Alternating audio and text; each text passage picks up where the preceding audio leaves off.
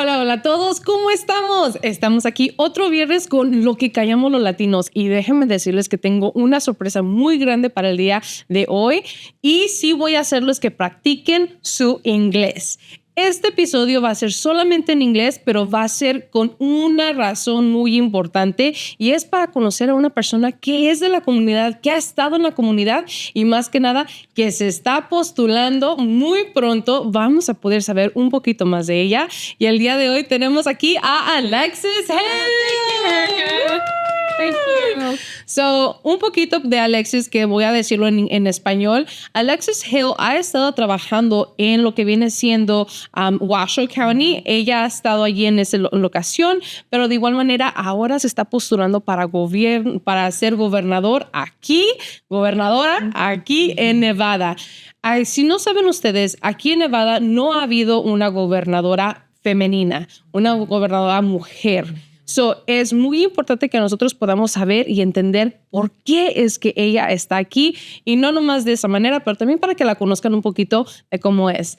Alexis, thank you so much for having me here in this space, for being here. My pleasure. I am so excited so that the people know who you are, what you are about, where are your origins, what do you do, why do you want to be so passionate about this? So let's start off with who you are, where are you from, where were you born? Absolutely. Erica, thank you for having me. And I feel blessed to be able to talk to you and all your friends and your followers. I think this race is really important, and I'm really excited to introduce myself to your community. I am a mom. I am a cancer survivor. I am a county commissioner. I am a wife, and I just love this state, and I want it to be better. I have committed my life to public service, and I'm tired of watching our state continue to get worse, continue to be on the worst lists and be on the top of those lists and be on the bottom of the best list. We deserve better as Nevadans. We deserve a governor who actually wants to invest in us. You touched a lot of great points. But let's start off with you being a mommy. Yeah. Tell me, how is that? How has that changed you? Because I know it changed me a lot. How has that changed you? I remember when I had my daughter, I thought, am I ever going to get anything done? Because it's so all-consuming, and I felt so overwhelmed. But obviously, like the most joy and the happiest I've ever been. It took me a very long time to conceive, and it was a struggle because I had ovarian cancer and had a child later in life. So it was truly actually a dream of mine to be a mom, and I never knew if I could do it. And so the fact that I was able to have my daughter, she's now 4.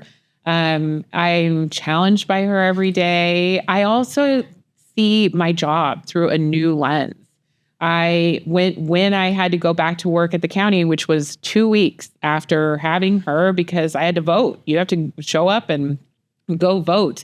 That's what the people elected you to do. Mm-hmm. I was having a real struggle finding childcare, and I realized, I can actually help with this in my job. Mm-hmm. And so I made it a priority for the county to open up 2 childcare facilities, one for foster families, one for our employees, so we could recruit people who wanted to work for the county that want to make sure that their family members are taken care of, and also to make our foster families' lives a little bit easier. So we have a sliding scale at these facilities so that anyone can afford to take their child there. And foster families obviously do not have to pay in the state of Nevada. So it's been an amazing project. We have so much more work to do in this state, but I think being a mom does give you a different lens on that importance of making sure we invest in the infrastructure of a family. Yes. I have 4 kids of my own. You've met all of them. They're amazing. They were They're brilliant. One, she was speaking, and I was like, one mic. And I'm just kidding. One of the things that I know that you mentioned that is really interesting to me is the struggle that you had conceiving due to ovarian cancer. I have not dealt with that. God forbid. I know that it's really difficult, but if he chooses that I need to go with something like that, I hope that I have the strength that many women that have gone through cancer and survived it. I wish that I can go ahead and have that. So my hat's off to you. I know that that's very difficult. And then the struggle of being a mommy. Yeah. So for my English speaker audience, I actually struggled very much. Baby Danny, which is the oldest, I miscarried 18 times before to being able to have him. So I understand the struggle of not being a mommy and wanting to be a mommy. So I totally get you on not being able to do things. Did you suffer with any postpartum depression? I know that I did, especially with my first child. Yeah. I wanted to be happy and then, so just delighted over the fact that I had my son. But at the same time, I was grieving, and I didn't know that I was grieving all the losses that I had. Right. Is this something that you encountered for not being a mommy at the moment that you wanted to? I did have miscarriages, sadly. And that was incredibly tough for my husband and I. And people don't talk about it.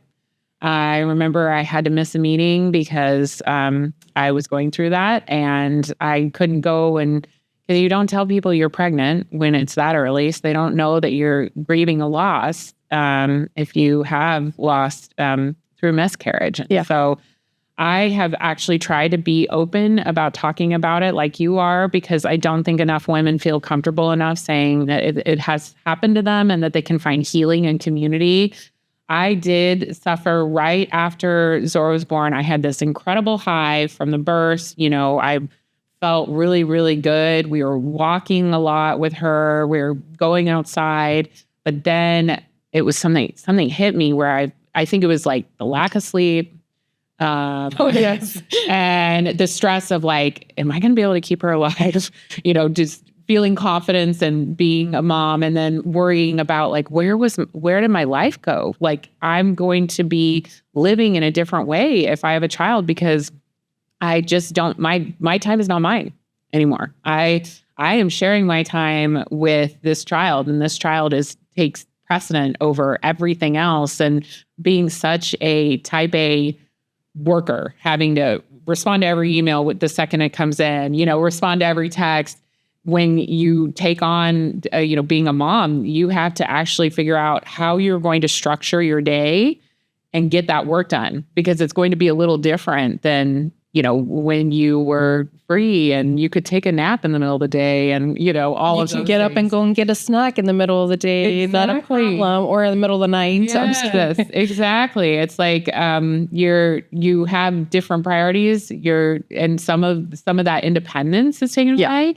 But I actually did reach out to my therapist, asked her, I was like, I don't feel like I care about anything. And she said, oh, it sounds like you're having a little bit of, postpartum depression. Really talked through a lot of it. And it was not a elongated issue, but I did, try to nip it in the bud and recognize it. And I'm glad you're speaking openly about it, because a lot of women suffer in silence, and they should not. It's really hard to give birth. It's really hard to go through the emotions of being a mom. And we just don't give moms the time. And unfortunately, not just that, but having to go through miscarriages, especially in this age and era. I know that one of the things is that, they want to make it seem like we are murdering our children. That's not the case. No. And we are not getting the help that we should as women. Really interestingly, here in Nevada, I miscarried at one of the hospitals, and it was a hospital based off of a church. And they did not want to do what they call in Spanish a raspa, limpia, where they go ahead and clean everything because the fetus is no longer there. A DNC. And they actually sent me home and said, just wait until the baby passes.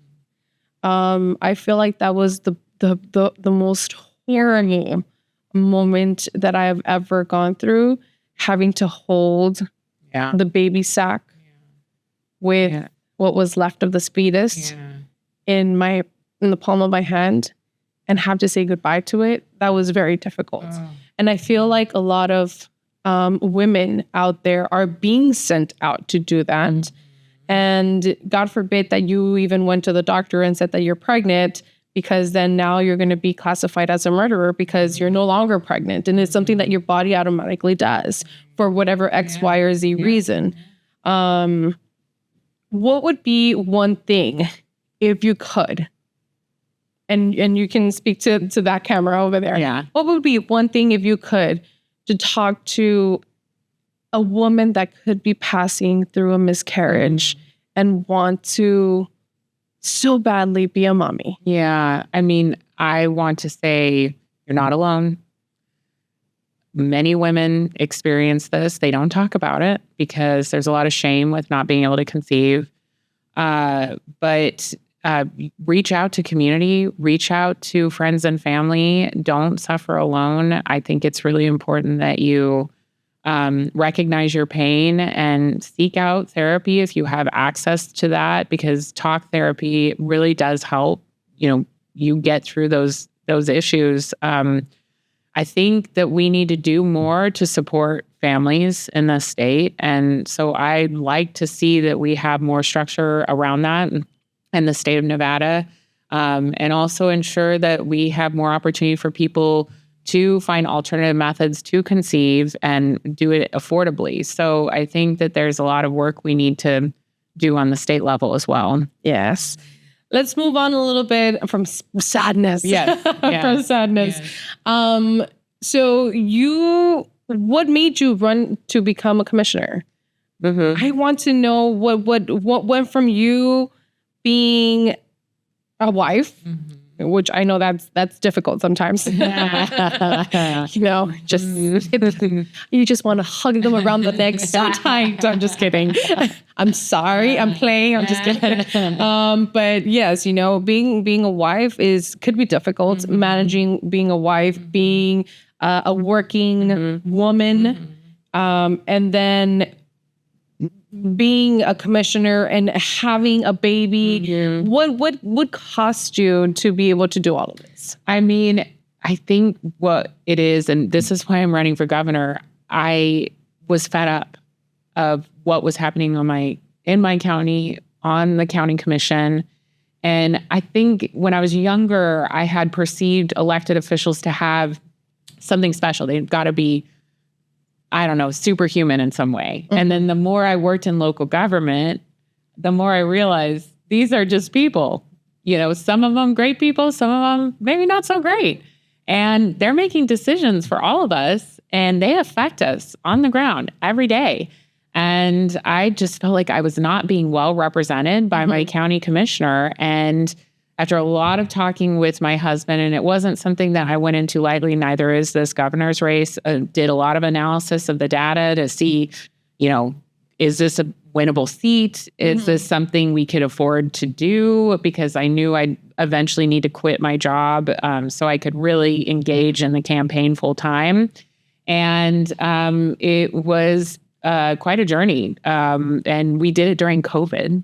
Oh my goodness. Yeah. So that is a crazy thing. That's difficult. Trying to reach voters. It was a grassroots campaign, just like this governor's race, of talking to voters on the ground, really understanding the issues, understanding what people want to see changed. I knew that we could do better as a state, but I wanted to hear people's perspective about what they wanted to see for the state of Nevada. And it was a lot of phone calls and texting and talking to people in their yards and, reaching out to people on Zooms. And because it was COVID. Exactly. Yeah. A lot of masked meetings. And yet, people were really excited about a change for the county. And especially when I pointed out what was happening on the county commission and how they were making political decisions. They weren't really making good decisions for the long haul, for the welfare of the community long term. More like, this makes me look good so I can run for re-election kind of decisions, or I'm in the cool club with the lobbyists, the moneyed lobbyists. decisions. So I'm really proud of that work that I was able to flip that seat. And right before the election, that's when I had I had the miscarriage right after the election, but I won that first time. So going through that was emotional as well. But honestly, connecting with community is the best part about running for office, and hearing how much people love living in your community, what they'd like to see changed, getting to know people, understanding their issues on the ground. That is like my favorite part of doing this job, which is actually what part I'm in for this primary for governor. I'm really enjoying it. And I did enjoy it at the time, but it was a struggle. I needed a partner who was going to support me. Yes. And I had that, thank God.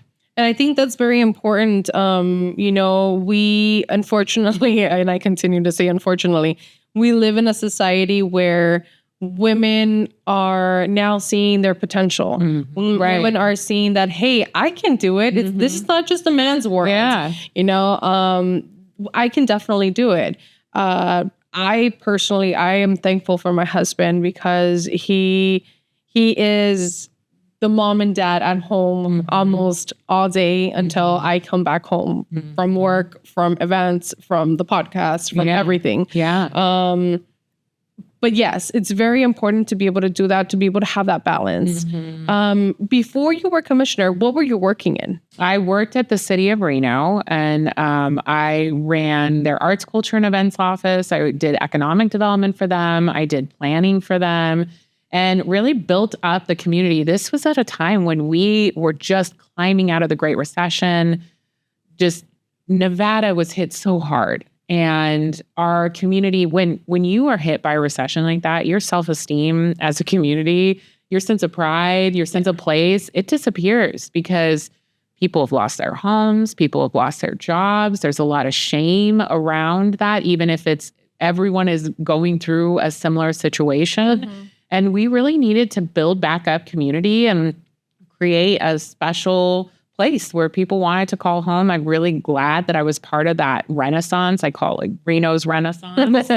And felt like I was doing some really impactful things for the community. But I just was so frustrated because working within the system, you can get things done, certainly. But I saw that you could really be destructive, or you could really make positive influence being on the boards, being on that city council or on the county commission board. That's where that more expedited timeline, you could really try to get some mm-hmm. good policy through. And if you have people who are pushing back, who are in those positions of power, and you're working as an employee, you have to listen to them. And I'm like, why can't I be one of them? And the voters, thank goodness, they agreed with me. I think voters want to see someone who really cares about the community and who wants to invest the time to make it better, even if it's a little hard to do. And I think that's one of the major reasons why I am so glad that you're here with us, because in the Latino community, I know that many of the Latinos are still afraid to be able to speak up, are still afraid to be able to even express their needs. There's this image recently of Latinos just being criminals. And that's difficult to live with. Not only that, but knowing that there's so many Latinos that are entrepreneurs, that have businesses that are not small businesses. No. They're big businesses now. The Latino community really focuses on family, on the well-being of others, on community. And I feel like that's something that, with what you are explaining, you started off in Reno doing just that, So what better thing? And, to start off for somewhere, and let me tell you, I love Reno. I went there when I was very young, and I'm sorry to change the subject real quick, but I went there when I was very young. And my my uncle, his family was staying close to the UNR. And it was up a little hill, and they were staying there next to some batting cages. And I remember one morning and just listening to the UNR's marching band. And I was in marching band, so it was very nostalgic to be able to hear it. And I fell in love with how amazing that sounded, and I just got to give a props to UNR. Your marching band is awesome. I loved it. But yes, UNR was one of the things that I really, really loved. And the fact that you worked there, that you built that community recently, I can't even say recently, it was back in 2023. I went back to Reno. And I saw how much it's improved. The camp is so gorgeous now, and I'm sure that was you. I'm sure that was part of you, part of your work. So I honestly applaud you for that. But going back into the Latino community, the Latino community is very powerful. Yeah, I agree. They have been able to shift boats. Oh, yeah. They have been able to really believe in someone by who they are. And that's the reason why I have you here, because I personally truly believe in you. And I see the honesty, and I see that you can bring that change. Change is scary. It is. But it's important. And right now, we need to focus more on the positive change instead of just any change. Yeah, exactly. So I'm so happy. I'm so glad that you are running for governor. Whatever I can possibly do, I'm gonna try and do it. I love you being here. But the reason I have you here is so that the community knows who you are. So that they can know that, like you had mentioned before, you had seen these politicians. Oh, they have superpowers. Yeah. You don't have superpowers. No. You're a mama. Yeah, exactly. The only power you have is to spoil your daughter. Yeah, exactly. Because they have us wrapped around our fingers. But yes, that's really important for them to be able to know who you are. Yeah. What is one thing, if you could fix one thing, only one, what would that be? Well, there's so many things that need to be fixed in Nevada. Where do we even start? I feel like it would be a victory to fix so many things in the state. But what we need to do we need to modernize the state and invest in basic services for families. We need to improve our schools, which means we need to put more money towards our education system. We need to improve our roads. We need to put more money towards our roads and public transportation. We need to invest in small businesses and support them, especially during this really horrific time in our history and this economic downturn that Nevada is feeling the worst of all of the United States. And we know that travelers are down. We know that gaming revenue is down. And people are scared to go out. We've got to support these small businesses and make sure that they're successful. So my biggest priority as governor is bringing together the legislature to create revenues so we can invest in Nevadans. A third of our budget comes from the federal government. This federal government is doing nothing for our state but creating terror and making us go through a recession.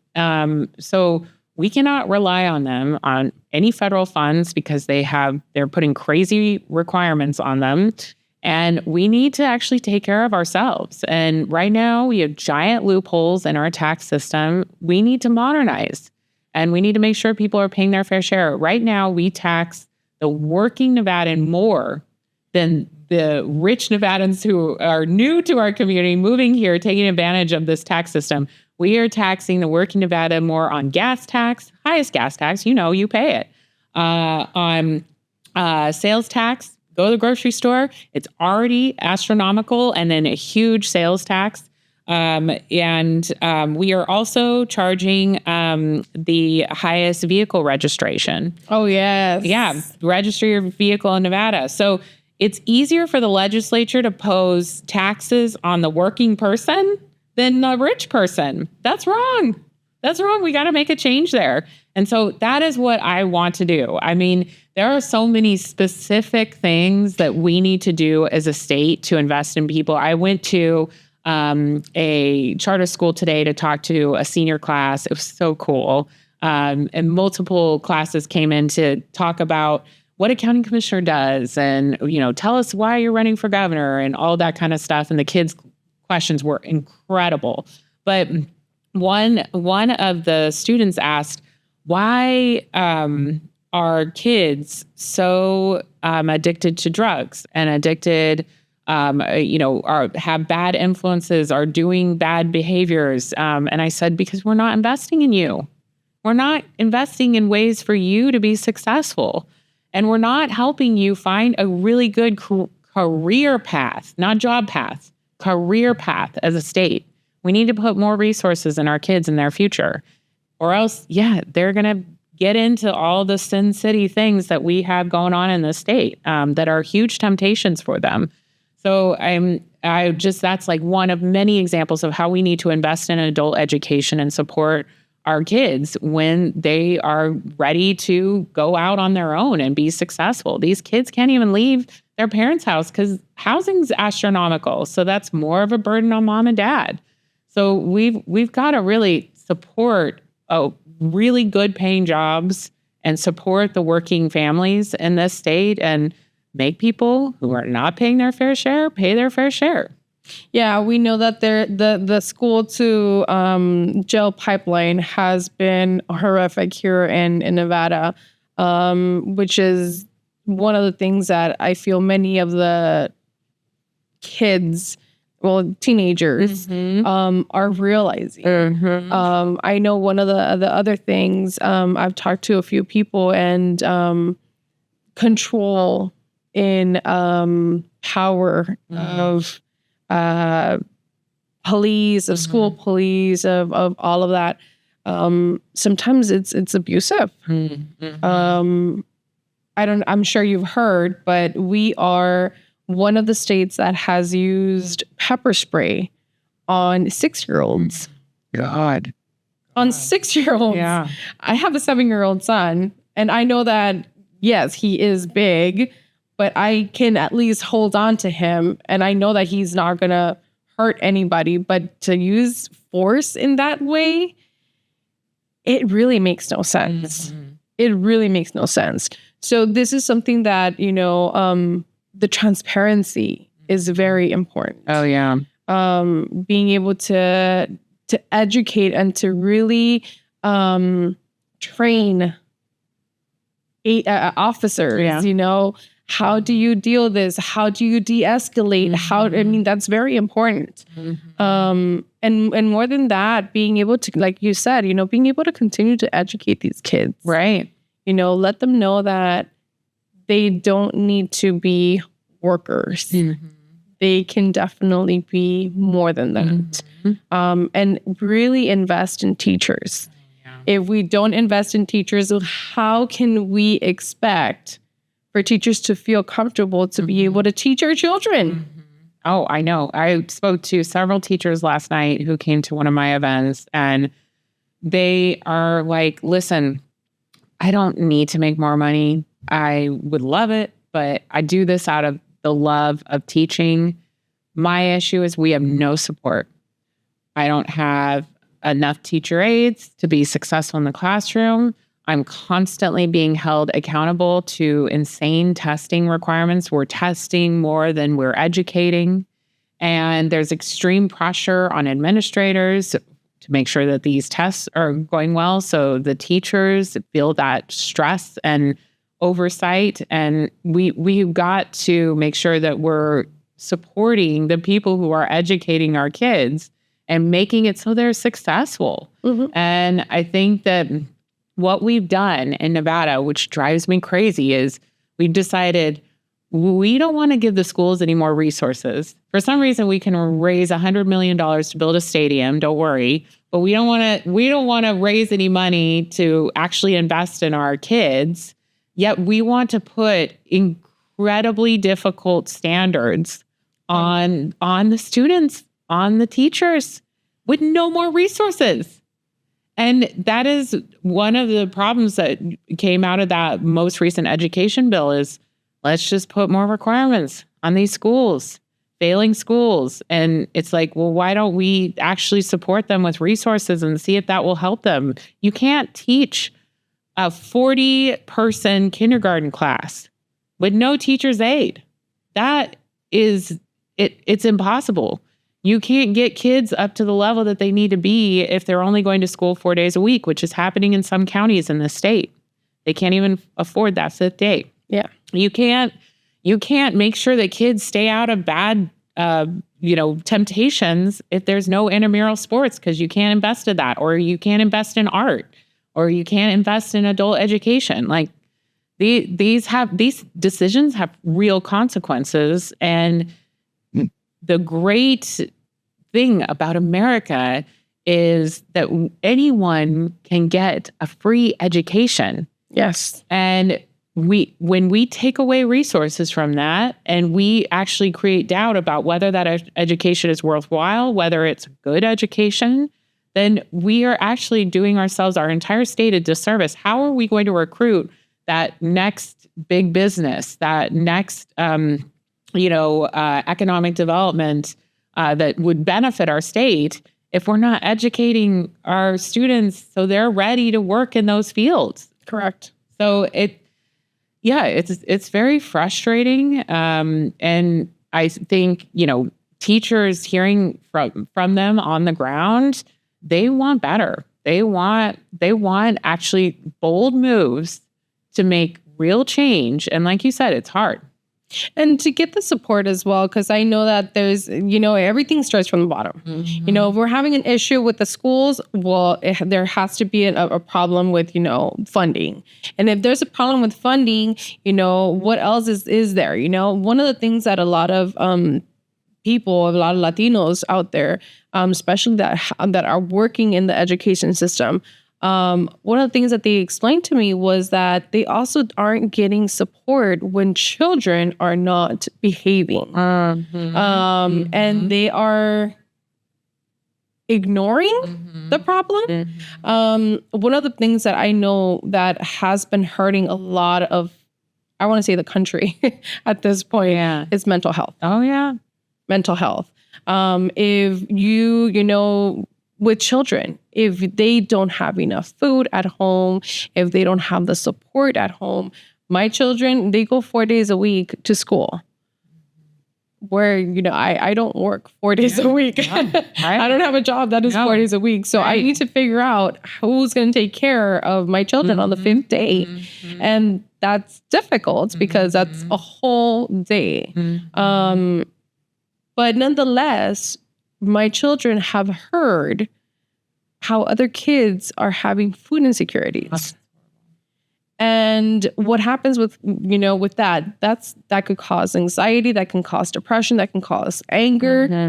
And they're being raised with this. And mental health in the Latino community is something that we don't speak about. Right. You just man up and just keep going, So that's difficult, especially when schools don't want to focus on that either. Previously, my son was going to an amazing school that really focused on mental health and focused on being able to know what you felt. And I feel like as an adult, sometimes we need to do that as well. Go within our bodies and think about how am I doing? And it's really interesting that my 3-year-old turns around and tells me, "Mommy, what are you feeling?" And I'm like, "I'm angry." "Why are you feeling?" And I'm like, "Wait a second. You're trying to teach me? Isn't this backwards? What's happening?" Right. So one of the things that we definitely are doing and we need to continue to do is listen to our children. If anybody's going to teach us anything, it's them, because like you had mentioned before, you see things in a completely different view, in a completely different sight. I knew before, I've helped the community a lot, but hearing my child say, "Mommy, can we share our food with others that are less fortunate?" That's beautiful. It is. And at the same time, I'm thinking to myself, wow, I am, unconsciously teaching my children something, or where did they learn it from? Obviously, So it's definitely something that we need to work on as a unit. Oh, yeah. As a unit. Oh, yeah. What is one thing, and going based off of this, what is one thing your 4-year-old has actually taught you? Oh my gosh. Other than patience, because I'm pretty sure patience is on the number one. I mean, and that can be in short supply, I'll tell you that. I mean, her curiosity makes me want to be more curious. Her questioning why we do things, or, wondering like something that you and I may not question, and she'll bring up, and you're like, that's actually a really good point. Why is it that way? Why do we do it that way? I mean, she does inspire that kind of spirit of, I think we can make things better. I think we can question how we do things, because explaining it to her sometimes, I'm like, you're right. This is stupid. I don't know why we do that. And I will tell you, like, she, when asked, like, where's your mom? Because I'm obviously in Las Vegas as much as I can be, which I love being here, but obviously miss the family. She will say, my mom is working to make this state better. She'll tell people that. And so hearing her perspective of what I'm doing is really interesting. And she watches me do videos. I've got to do them as part of the campaign. You do a lot of videos. Yes. I'm sure your kids replicate what you do. She asked, can I dance in front of the phone? Like, will you record me? And I was like, sure. And I hit record. No, she did a campaign video. Oh my goodness. Her own campaign video. And it was so sweet. And it was like, we got to help the kids. And it was really inspiring. So just the fact that she's paying attention, I mean, it's scary, but also really humbling, because you're like, okay, I'm on the stage. I've got to do right by her, and make sure that I am the person I purport to be. I've got to make sure that I am living what I say I am all about. And that's been inspiring as well. What about you? What do you learn from your kids? Oh my goodness. I learned a lot of 6, 7s. I don't know what this means either. I am not there yet. So I don't understand it. No, they're very fun. My children are very fun. One of the things that I was just speaking about it. My 5-year-old Eve, she told me the other day she had seen me grilling, and she said, "Mommy, you inspire me to be a chef." And I went, "Wait, why do I inspire you to be a chef? I'm not a chef." And she said, "And I want to learn how you cook all your food because it's so delicious." And she said, "And I want to be just like you when I grow up." That actually put everything that I do into perspective. Yeah. Yeah. And I said, okay, I am being watched. Like you mentioned, I am being watched. She is watching everything I do. The good, the bad, the ugly, I just woke up with one eye closed kind of situation, and it's hard because it does put a lot of pressure on you, and I like to go to my kids' school and be able to spend as much time as I possibly can. Awesome. I'm like you, I'm busy. Yeah. I'm trying to be a mom. I'm trying to be a wife. Like I was just telling the other day, someone, they said, "Well, what do you do? How does your week look like?" I'm like, "I work 40 hours a day." Yeah. 40 hours a day, 40 hours a week. I do a lot of work for the community, let's say approximately 10 to 20 hours a week. At least. And then we go ahead and spend time with the kids, and they ask me, "And where's your husband in all this?" And I went, "Yeah, he hardly has any time." And then I think to myself, but wait, if he hardly has any time, where's my time? I didn't have me time. When am I going to get me time? What is one thing that is Alexis time. Oh, What does Alexis like to do? I love this question because recently at church, we have this, when the kids go to kids community, they do once a month a parenting class. And one of the classes was on self-care. And I'm like, oh God, self-care. Okay. I take a shower. Yeah. It just feels like cliche or I don't know. But it was a really beautiful session talking to these parents, all overburdened, trying to raise kids similar age to my daughter.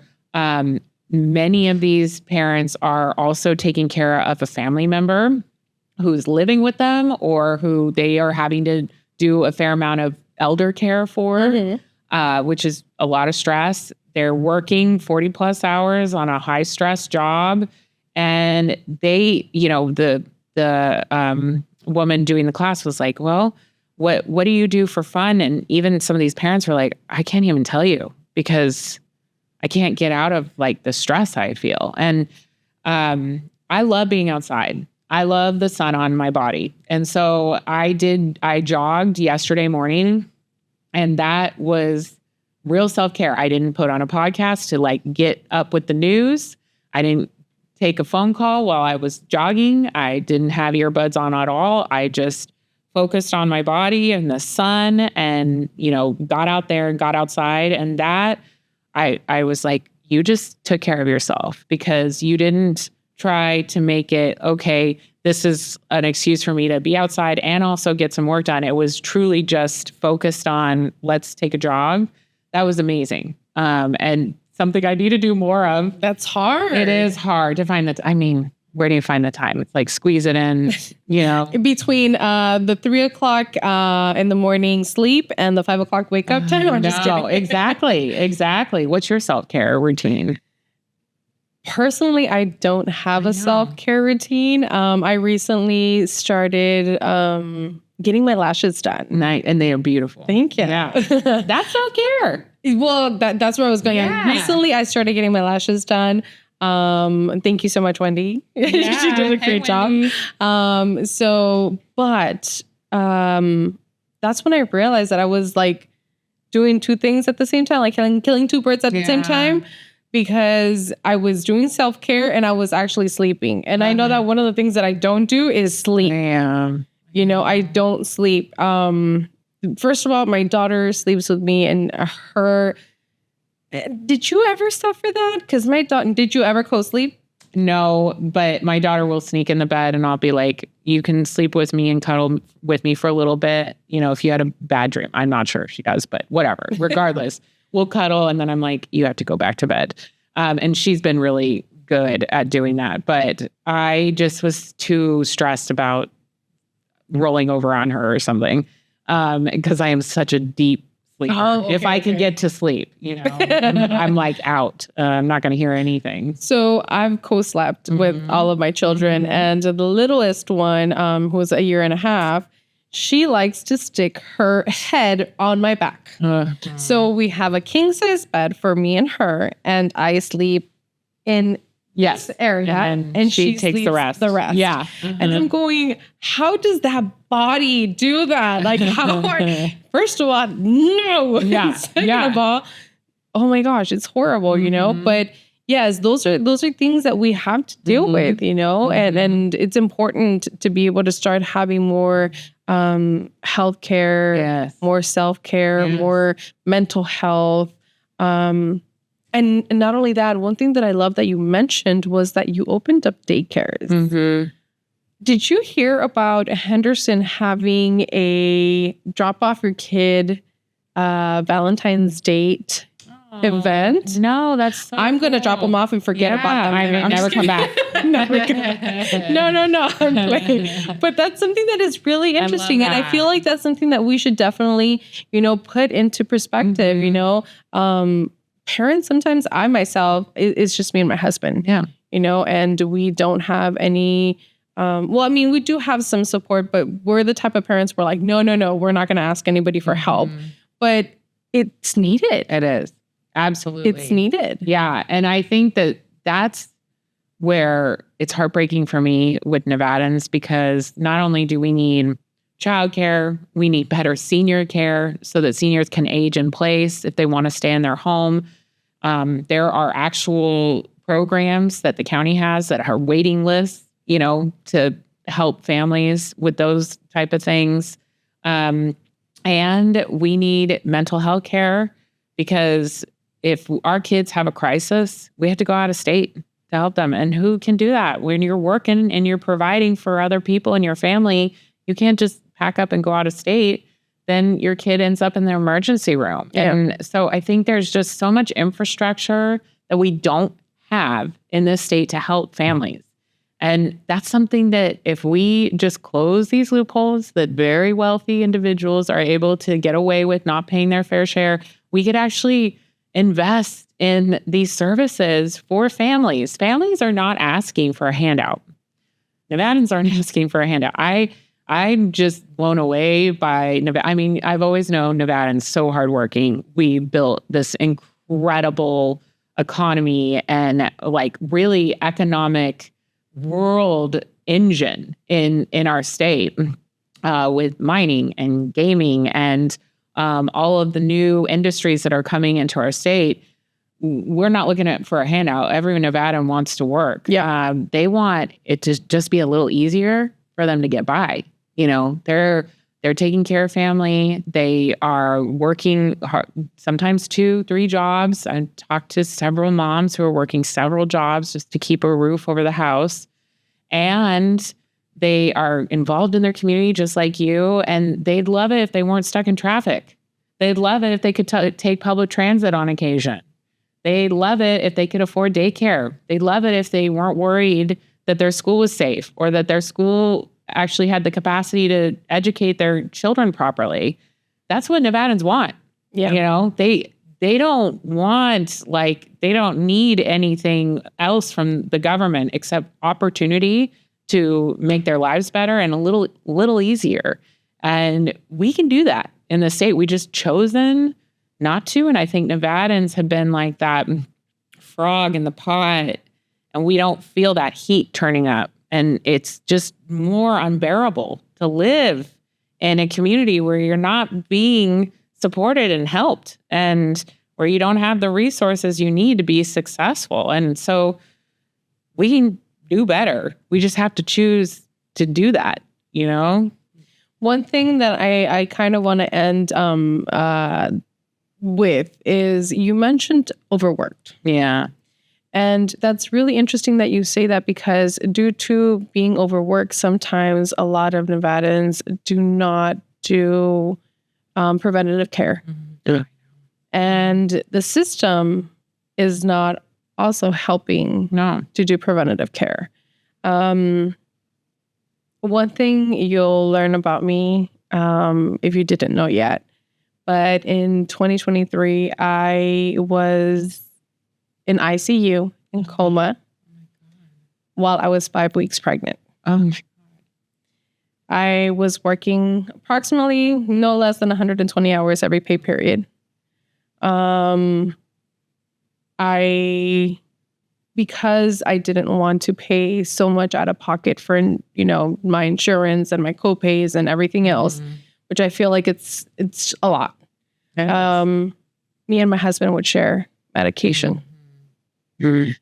I was informed that I was a diabetic, a type 2 diabetic, but never really went deep into finding out why. Up until I didn't respond. Oh my God. It was very difficult. I was out completely for 2 whole days. Didn't know what had happened. I remember just telling my husband goodbye at the hospital because he had to go take care of my kids. And then I remember turning and looking at the nurses and saying, I don't feel good. I don't feel good. I don't feel good. And then everything went black. When I came back to my senses, my mom and my aunt were sitting next to me, and I went, they're in California. Why are they here? What just happened? I tried to speak. Obviously, I couldn't because I had a ventilator. I tried to move my arms and later on realized that they were tied to the bed because when my husband went to see me the night that I was in coma, he whispered, "It's me. I'm here. You're going to be okay." And I tried to get up from the bed. Yeah. And I kept on saying, no, no, no, while I was completely with everything Right. Oh, God. With that being said, how difficult was it for you to find out that you had ovarian cancer? Mm-hmm. I mean, it was a shock. It was a shock. And I found out when we were trying to do IUI. So I was like hoping that we'd be conceiving a child. And I found out, no, we're not doing that. It looks like you've got something on your ovary. So I had to go through so many tests. Oh my gosh, it was unbearable, the anxiety. And thinking about that idea of prevention, I think we don't even think about that with mental health care. I always tell people who are diagnosed with a really big disease, you've got it. And while you're going through your treatment, even though it's so hard, you need to also try to go to talk therapy because you can bury all that and it will come up. It will come up eventually. It will come up someday. And it did when I was pregnant with Zora because I had so much anxiety about losing her. And it was tied to the fact that I never really dealt with the emotions of going through cancer and cancer treatment and always knowing like it's something I need to be worried about, you know? So it's definitely something that, you know, having to think of your own mortality when you're in your late 30s, like you never think that that's going to happen, you know, because we all think we're going to live forever, right? That's my plan. No, I don't want to live forever. I want to grow old, but not forever. Exactly. So it was a shock, but I also think great adversity makes you better. And it was something that I had to deal with. And I feel like has made me even stronger. And it's like one more thing that it's like, okay, let's take it. Let's figure this out. You know, you don't do it alone. You do it with family. And, you know, my husband obviously was a great support. And, but it is something that builds who you are. Like your medical incident is something that you take with you and probably has shaped you and changed you and made you, sadly, you gotta figure out how you're going to get through that and be stronger. And I try to see that positive with great adversity because that's the only thing you could take away from it. And that's where some of your best memories are from really tough times. Like think of your best memories from vacation. It's not always the perfect memories. It's like the times where you're really cold or where things didn't go as planned. And you think like, oh, that was a really cool thing. But the reason you remember it, it may have not been pleasant in the time. It's just, it was an impactful moment in your life. So I'm trying to think of it that way, but definitely had to go through all those fun emotions. Yes. And lastly, and I want you to no longer focus on anyone else, but I want you to focus on your husband. Because sometimes we don't give them enough gratitude. Yeah. This is a moment. So I really want that Alexis' wife to come out and thank your honey. Yeah. Tell him, you know, what you feel, what your goals are, and be ready to go on this new adventure. Oh, yeah. So here's the camera. Well, thank you, Matthew Tuma, for everything you've done to build our family and what you're doing to support me in this journey to be Nevada's first female governor. I asked him the other day, well, I was saying, I'm not going to cry. I'm not okay. gonna cry. I was saying, I wish I was with you guys. It sounds like you're having so much fun. And he said, you are where you need to be right now. And that support, knowing that he's not angry at me for putting a lot on him for the family, and knowing that he believes in this journey and believes in what I'm trying to do, what we're trying to do for the state.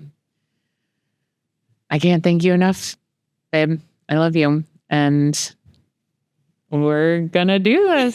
We're doing it. And I didn't cry. I just swear. It's just there was something in my eye. Yes. That is so beautiful. And again, I do these little things because I feel it's important, you know? Again, we are humans. We are people before we are anybody out there in the community. And I know that Matthew and I know that Zara are so proud of the woman that you are. And I know that you have a lot of the Latino support, a lot of Nevada support, and hooray! You got to invite me to your hoorah when we win. Yeah, absolutely. Thank you. And I admire everything you do for the state. You blow me away. I'm so glad to call you a friend. Thank you so much. Yeah, Thank you. Yeah. Well, there you have it. Ahí lo tenemos, mi gente. Como miran, tenemos a una mujer que es una mujer que ha tenido muchísimas cosas que ha pasado, pero de igual manera que es fuerte, que su fortaleza se le enseña en sus ojos, en su amor, en su pasión. So, por favor, si ustedes tienen un momento para poder ir a votar, y si no, y conocen a alguien que sabe votar y que puede votar, tienen que seguir a Alexis Hill. Alexis Hill is here. Alexis, where can they follow you? Alexis for Nevada on TikTok, on Instagram, on Facebook, on Blue Sky. I'm not on X. Sorry about that. No. And then Alexis for Nevada online. I'd love to connect with you. My office is opening soon. I'm in Vegas every week. Let's connect. Yes, so ya saben, mi gente, Alexis for Nevada, no se me olviden. Muchísimas gracias por ese episodio tan importante aquí en Lo Que Callamos Los Latinos. Buenas noches. Buenas noches.